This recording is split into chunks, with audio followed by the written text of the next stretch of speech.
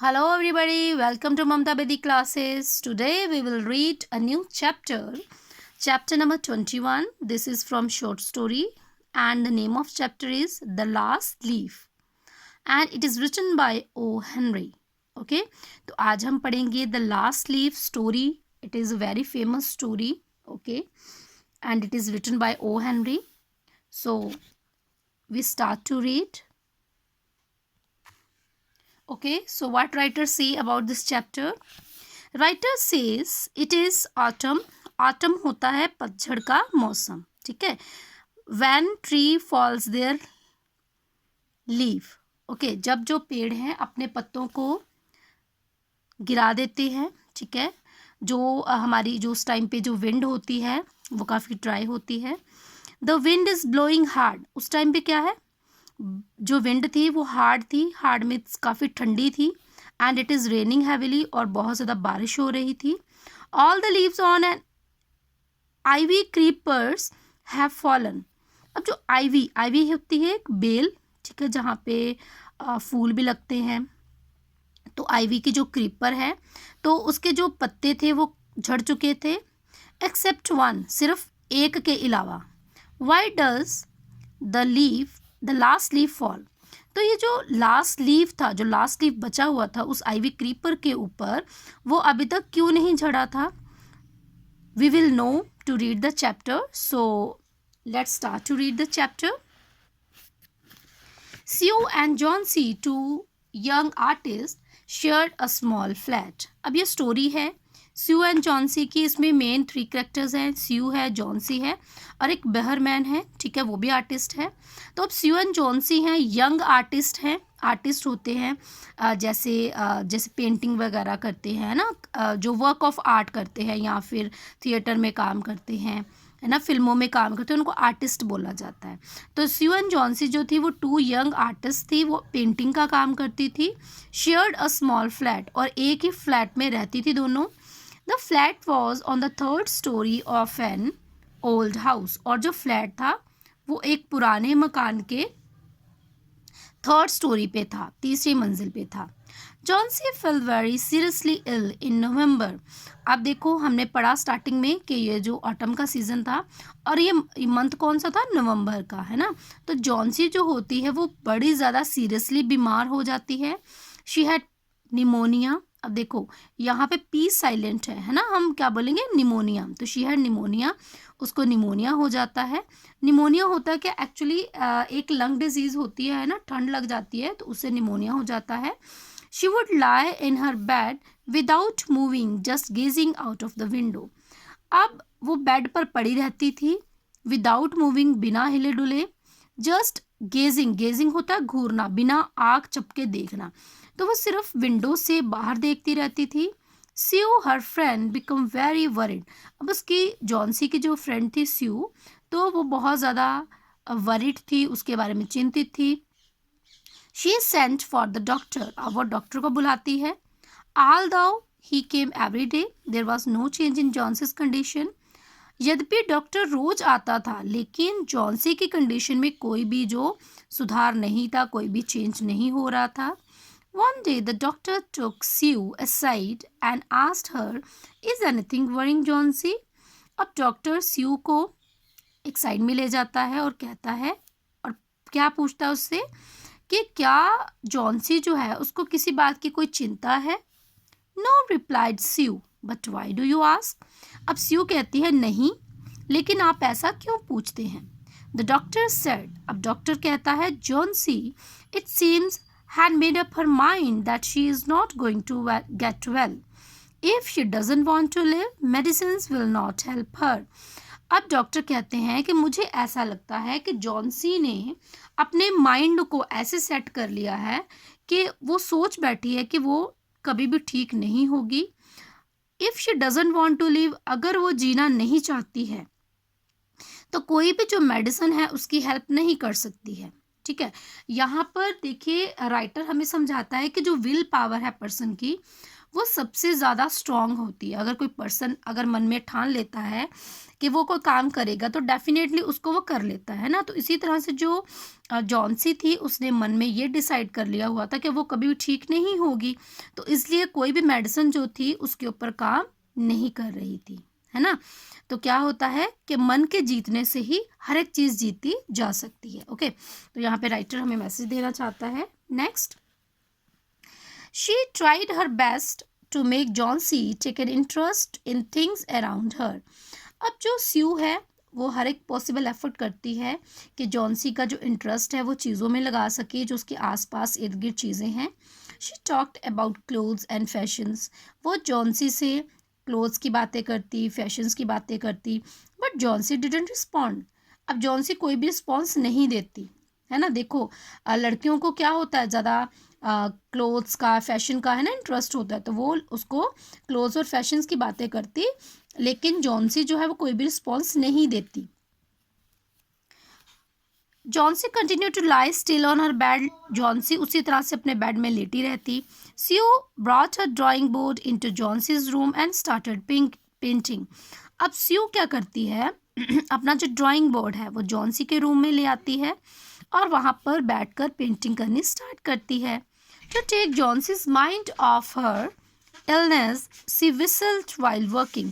अब जॉन्सी का ध्यान बीमारी से हटाने के लिए वो क्या करती, जब वो पेंटिंग कर रही होती तो वो विसल करती, सीटी बजाती, ताकि वो जो जॉन्सी का जो वो माइंड है वो अपने तरफ अट्रैक्ट कर सके।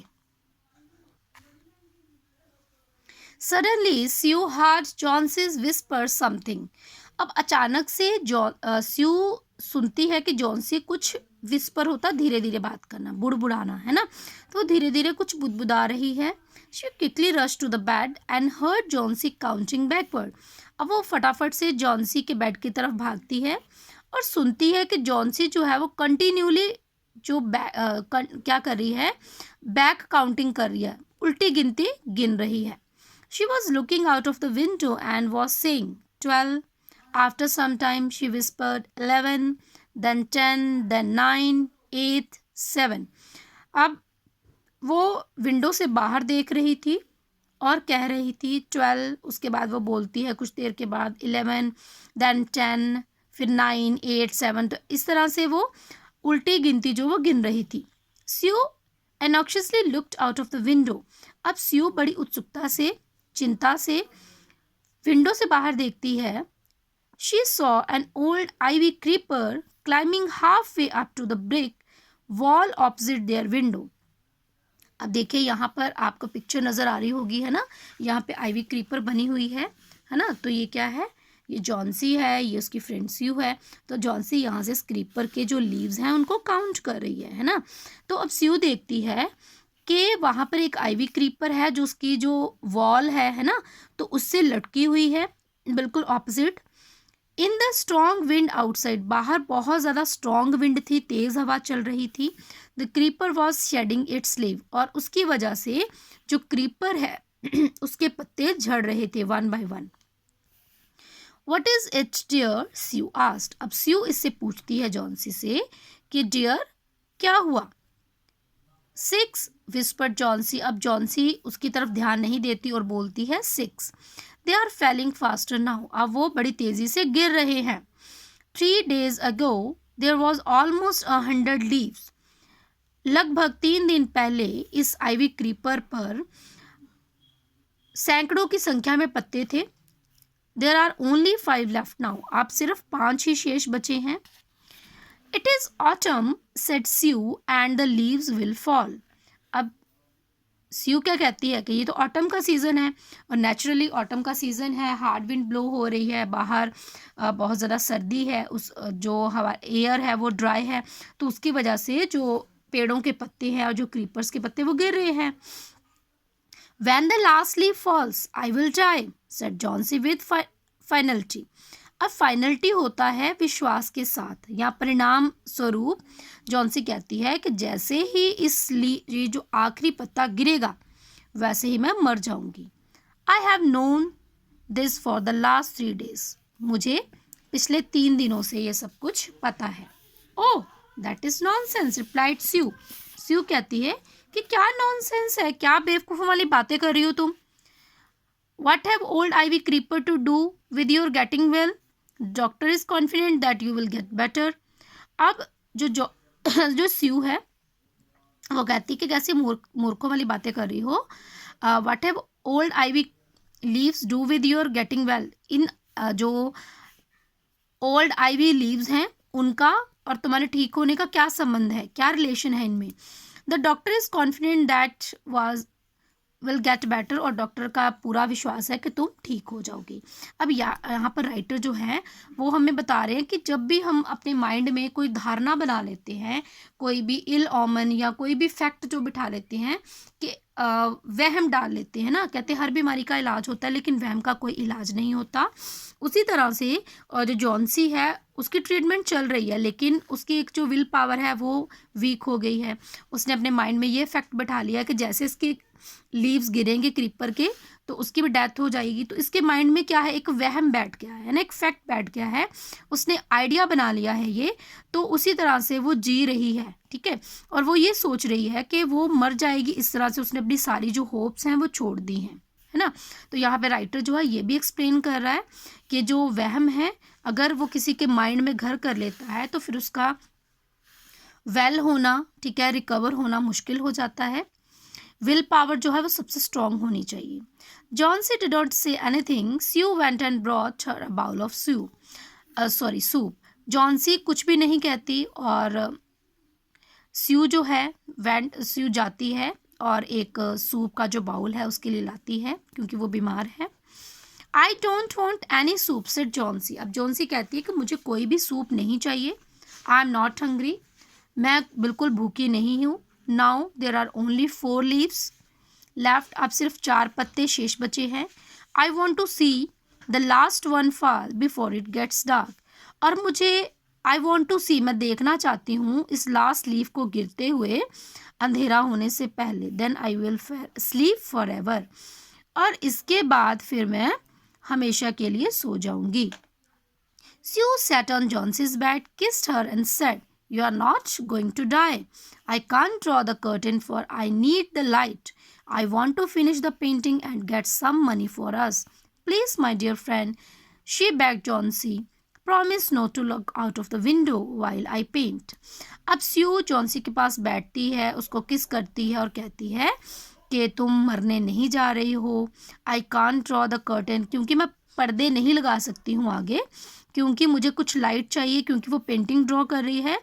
तो I want to finish the painting, मैं पेंटिंग फिनिश करना चाहती हूँ ताकि हमें कुछ पैसे मिल सके हमारे लिए, क्योंकि जॉन्सी बीमार है तो उन्हें ट्रीटमेंट के लिए पैसे चाहिए. Please my dear. अब स्यू कहती है जॉन्सी को कि मेरी प्यारी फ्रेंड तुम बाहर मत देखना, मुझे प्रॉमिस करो कि तुम विंडो से बाहर नहीं देखोगी जब मैं पेंटिंग कर रही हूँ. All right said Johnsy, finish your painting soon for I want to see the last leaf fall. अब वो कहती है कि हाँ ठीक है. जॉन्सी कहती है हाँ ठीक है, तुम अपनी पेंटिंग जल्दी से जल्दी फिनिश करो क्योंकि मैं लास्ट लीफ को गिरते हुए देखना चाहती हूँ. I am tired of waiting, मैं इंतज़ार कर कर के थक गई हूँ. आई हैव टू डाई, मुझे मरना है. So let me go away peacefully like one of those poor tired leaf. अब वो उस एक लीफ की तरफ इशारा करते हुए कहती है कि मैं आई हैव टू डाई, मुझे मरना है, मुझे पीसफुली यहाँ से जाने दो, मतलब मुझे मरने दो. उस तरह जैसे कि वो एक थका हुआ बेचारा गरीब सा जो पत्ता है उसकी तरह, जैसे ही वो मतलब फॉल करेगा वैसे ही मैं मर जाऊंगी. ठीक है. अब स्यू कहती है ट्राई टू स्लीप, सोने की कोशिश करो. I have to paint an old miner, मुझे एक ओल्ड माइनर होता है खदान में काम करने वाला, माइन होती है खान, सॉरी जो जिसको खदान या खान बोला जाता है. तो मुझे एक कोई जो खदान में काम करने वाला उसकी पेंटिंग ड्रॉ करनी है. I will call Behrman up to be my model, और मैं बहरमैन को बोलती हूँ. और बहरमैन कौन है, वो भी उसी अपार्टमेंट में रहता है, वो भी एक आर्टिस्ट है, कभी कभी मॉडल का काम भी कर लेता है ना. तो वो कहती है कि मुझे बहरमैन को बुलाना है अपने मॉडल के लिए क्योंकि मुझे पेंटिंग ड्रॉ करनी है. Okay. And she rush down, वो नीचे की तरफ जाती है सीढ़ियाँ उतर कर. Behrman lived on the ground floor, क्योंकि जो बहरमैन है वो ग्राउंड फ्लोर में रहता है. ओके तो स्टूडेंट्स आज के लिए इतना ही. We will read remaining chapter in next video. Till then, take care. Bye bye.